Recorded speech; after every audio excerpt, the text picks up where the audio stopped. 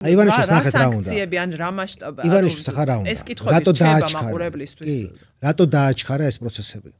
მას ერთხელ უნდა რომ აქ იმდენად გაწმინდოს პროტესტი და ჩაახშოს, რომ როდესაც დაიწყება რამე ტიპის მოლაპარაკებები, მან უკვე თქვას, რომ გარეთ არანაირი პროტესტი არ არის და ჩვენ სიტუაცია გვიჭირავს.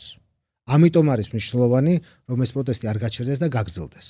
მეორე, ძალიან დიდი ეკონომიკური გამოწვევები უკვე თვალსაჩინო არის. შემცირებული პირდაპირ ინვესტიციები, განახევრებული და ძალიან მძიმე მდგომარეობაში აღმოჩენილი ტურიზმის და სასტუმროების სექტორი.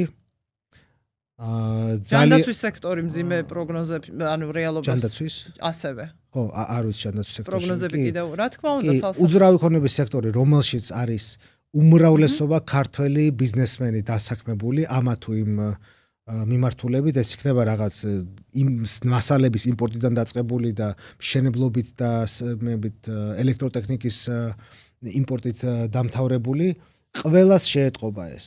რამოდენიმე თვეში მთავრობას მოუწევს ბიუჯეტის სეკვესტრირება. ბიუჯეტის სეკვესტრირება ჩვენს ქვეყანაში არ მოხდარა შევარდნაძის დროიდან. ძალიან მძიმე ეკონომიკური დღე გაგვინთებდება ძალიან მალე. პერიოდიდან მახსოვს სეკვესტრი. ეროვნული ბანკის რეზერვების ციფრები, რომელზეც ასე აპელირებდა მთავრობა, რომ ყველაფერი კარგად არისო. ნოემბერში ივანიშვილმა ის თანხა, რომელიც მას ჩაერიცხა კრედიტ სუისის სასამართლოს მოგებიდან, ნახევარი თანხა მას ჩარიცხული აქვს, ქართულ ბანკმა ნოემბერში 425 მილიონი დოლარი გადაიტანა ეროვნული ბანკის ნოსტრო ანგარიშზე, რომ რამენაერად გაებევრებინათ რეზერვები. დეკემბერში და ნოემბერ-დეკემბერში მოხდა ბანკების სარეზერვო განაკვეთის ზრდა უცხოურ ვალუტაზე. ეს რას ნიშნავს?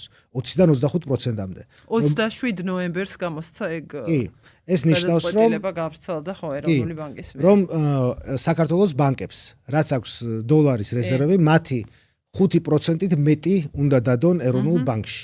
ესეც არის რაზეც მათ ხელი აღარ მიუწვდება. ხელოვნური, ეს ნიშნავს რას? ხელი აღარ მიუწვდება. დიდი ზრდა არის. ეს ნიშნავს, რომ მათ ხელი აღარ მიუწვდება. შესაბამისად, დოლარში კრედიტები გაძვირდება მოსახლეობისთვის, იმიტომ რომ მათ მოსახლეობა გადაიხდის და მეორე, რომ ეროვნული ბანკის რეზერვის გამოქვეყნებული მონაცემები ატყუებს ხალხს თითქოს მათ ბევრი რეზერვი არ გაუხარჯათ. რეალურად უფრო მეტი რეზერვი არის გახარჯული, ვიდრე ისინი გვეუბნებიან და ეს იანვარი-თებერვლის მონაცემებში ძალიან კარგად გამოჩნდება.